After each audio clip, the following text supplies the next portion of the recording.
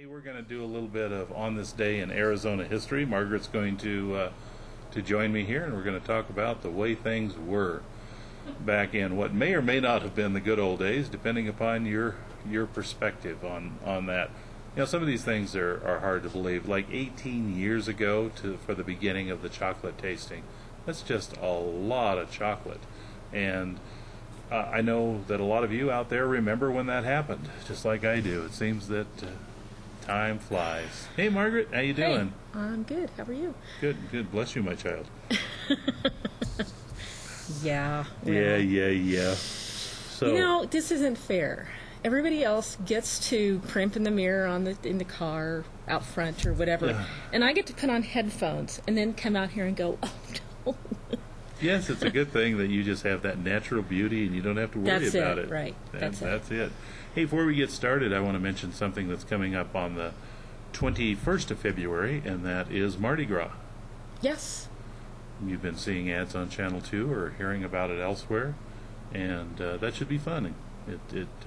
You went last year. I did. Did you enjoy it? I did, yes. Yeah. It's sort of an un-Bisbee event in the fact that it's sort of upscale. It's people dress up for it. Yeah. They are not really last year. Last year was a Hawaiian theme, so you get to wear your Hawaiian shirt. right. But some people still came in. But in it's tux. very dressed. It's It very is. themed, It and is. people really enjoy getting into the whole spirit of it. The theme this year is back to regular Mardi Gras. This is the 10th anniversary. The first one, it was just Mardi Gras in New Orleans. And then after that, they tried to take Mardi Gras hither and yon. Went to Rio, where there is a big Mardi Gras, and then other places. This year, it's back to New Orleans. Yeah, so we don't you really can- think about Mardi Gras in Rio, though. Everybody thinks about I New would. Orleans. that would be fun. I've been to New Orleans Mardi Gras twice, and it was enjoyable both times.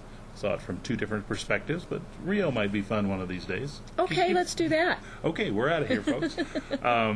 And so if you are interested in attending and you have not received an invitation, call Copper Queen Community Hospital and ask for May Colby, ask about Mardi Gras, and they'll get you set up.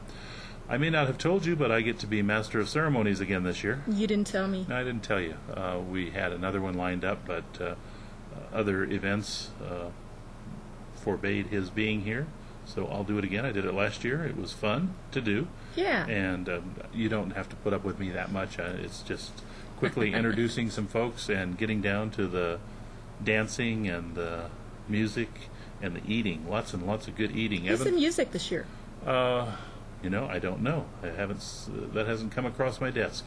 But I'm sure it'll be a live band. I know that. And it'll probably be some good New Orleans ragtime or whatever. Maybe Pete Fountain's coming up to play. Al Hurt, maybe. Is he still alive? But the food is definitely New Orleans food. Sample some of the gumbo that'll be the soup. That was good. That was down at the meal at the cafeteria here a couple of weeks ago as they were sampling some of the stuff or preparing it. What else can I tell you? Oh, yeah, the big thing. The fundraiser aspect of Mardi Gras this year, and this is the hospital's major public fundraiser, the money will go into upgrading mammography at the hospital. Yes. So it's always for a good cause. It's always a piece of equipment. In years past, it's gone into being able to put in devices in people's homes that they can, when they have problems, they can alert somebody with. And it's gone for lots of different pieces of equipment that have helped keep Copper Queen Community Hospital on the cutting edge of technology so that your life is safer here living in Bisbee. Well, and that's something we can really rest in now. The hospital has made great strides in serving the community really well. Absolutely. We've heard several comments over the past week or so about people needing the services for one reason or another, and I think what we hear the most is the emergency room. I think that's because people are... Well, that's what they use and what they hope very much works well. Talked to a lady yesterday. The hospital is busy putting in what's called a fast track system at the ER, so you don't have to wait forever, or you don't have to wait at all, hopefully. And a lady yesterday said already she had to take her daughter in with a sliced up wrist, and it was an hour and 10 minutes from the time she arrived until the time she was on her way home. And in medicine, that up. just isn't so anymore. No, it takes longer than that to wait at the doctor's office for a tongue depressor to find out. Do you know of anywhere else No. that talks about their community being able to be seen in the emergency room right away? No. Our neighboring communities often take as much as 6 hours of waiting before you get in to see somebody in the ER. It's also really nice to see that there's a system in place. Mm-hmm. My grandson, Zach, went into the emergency room because he and his friend decided to stick a rock up his nose. And it's nice to see, we were there in the waiting room, and a nurse comes out to see him, just kind of assess the situation, I suppose. Then she's able to know what needs to happen down the hall. Mm-hmm. And from the time that you walk or however you're taken, from there down the hall, they're sort of ready for you. Yeah. Well, right now under construction, it's just about ready to go.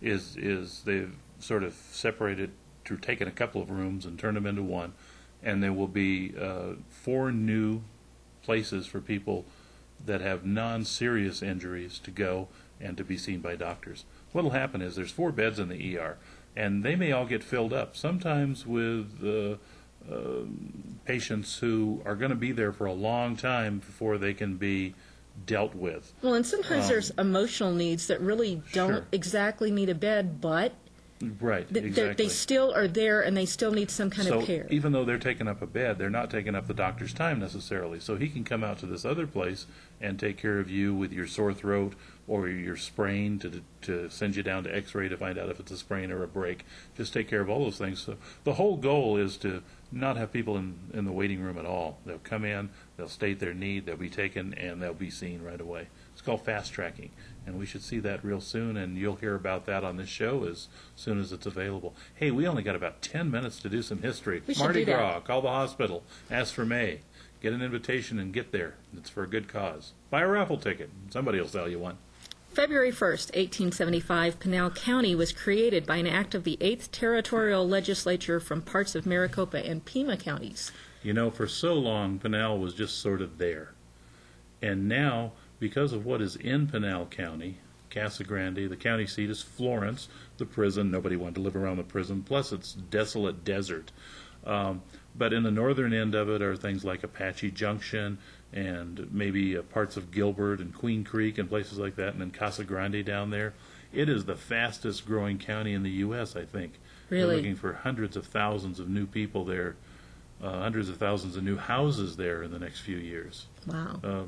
That was the case before this recession hit. But still, it's a fast-growing area now. Yes. Well, even in a recession, we still... Arizona seems to grow because people can't afford to live where the heating bills are high. Is that what it is? Must be. February 1st, 1913, the Pima County Board of Supervisors authorized the purchase of split logs to be placed with persons living along Speedway Boulevard so they would be handy for use after a hard rain to drag the road. That's Speedway. They don't do that anymore. No. Although, dragging the road might work on Arizona Street. It'll be nice when that project comes to fruition. It would, city yes. Staff is working hard on it, and before long we're going to see a brand new Arizona Street that'll be just a wonderful addition to our community. That would be good. No more dragging the road with logs. Right. February 2nd, 1871. The name of the military post originally established as Camp Ord and later called Camp Magellan was changed to Camp Apache. Okay. Yeah, some of these go through a bunch of names. Yeah, a lot of military bases are named after military men. Yes. And sometimes those men fall out of favor, and so they have to change the name on them or bring it up to date with somebody who's newly in favor. So they're less than saints, and then they lose their halo. I get the drift. What's next, dear? In fact, I could do that. Here. Oh, no. I think you can wear it one last time. I think my halo has tarnished. Okay, no more Halo. Books. I don't have to be nice to you now. I'm Oh, not a dear. saint. What else Where happened were way we? back when? Pick one, anyone. 1903, February 4th, 1903, the Salt River Valley Water Users Association was organized. Yeah, and since that time, it's done a lot of good stuff up in that area. It's done a lot of reclamation work. Its Salt River Project was created and now provides a major share of electricity at low cost to the Phoenix area because it's hydro. Hydro is the most cost-effective form of electricity. And it's also provided for irrigation for hundreds of thousands of acres of crops. Yes. And no few parks and other things like that Yes. within the Phoenix area. It's amazing how many canals you cross as you're driving through Phoenix. It is. I know our son was amazed that he thought we were going to Phoenix, and it's so much hotter, and you just don't expect that much water around, no matter if it is in canals. The downside is those canals flowing next to your residence, when it's 123 degrees, gives you a lot of humidity. Humidity, yes, and it does. 123 degrees at 90% humidity is not fun. No. Of course, at 0% humidity, it's not fun either. But February next? 3rd. I'm going backwards, aren't I? That's okay. 1913, the Arizona Daily Star announced the entire 5th U.S. Cavalry had been moved to Fort Huachuca. With the arrival of the 5th and the 9th Cavalry, which had been stationed there, was assigned to duty patrol with detachments stationed at Nogales, Warren, Naco, Douglas, and the Slaughter Ranch. What was the date on that, 1913? Yep. Now, February 3rd, 1913. Bisbee, in a period of about 10 or 12 years from 1907 to the late teens, maybe it was 1919, got rid of all three of its major vices. 1907, gambling was outlawed, and so gamblers went off to Nevada and elsewhere, and there was no more gambling in Bisbee. And as I've said before, I believe that's worthy of a doctoral dissertation as to what happened to the economy when gambling was dispensed with. Mm-hmm. The economy boomed, according to local newspapers at the time, because people were actually spending their money on things they needed. And so in this recession, we've already seen that the revenues from the casinos are down, but I'm sure we're going to see a lot more people hoping that their retirement is in the shape of a lottery ticket. But without that, it comes down. Then, of course, in the late teens, Prohibition got rid of alcohol for several years. But at this time, 1913 and 1914, when cavalry posts were set up, Lowell was a major place for the cavalry to be stationed. The military people went to the folks around the community and said, we got to get rid of prostitution because it's just not good. And so the town had sort of gotten addicted to military dollars, nothing at all like Arizona today. And so the cavalry commander was saying, if you don't do something about this, we're going to leave. But they were pumping lots and lots of money into the town at that time. Well, the bars were still open, for one thing. And so the community got rid of prostitution. Just like that. Just like that. If there's motivation. There was monetary motivation, and they did it. So in that short span of time, like I say, and there was a cartoon shortly after the last one in the review of some men standing over the 3 tombstones in the cemetery of gambling and drinking and prostitution, and they were all dead here in Bisbee. The next day, an explosion in a clothing store in the Miami business district shook the entire town, broke water mains, and set off a fire. Wow. Probably a gas explosion, huh? Gas leaks are notorious for that. Gas leaks that are contained in a building, once you hit them, will cause quite a bit of pressure in an explosion. February 4th, 1919, the express desire of the state of Utah to purchase the Arizona Strip north of the Grand Canyon set off a storm of protest.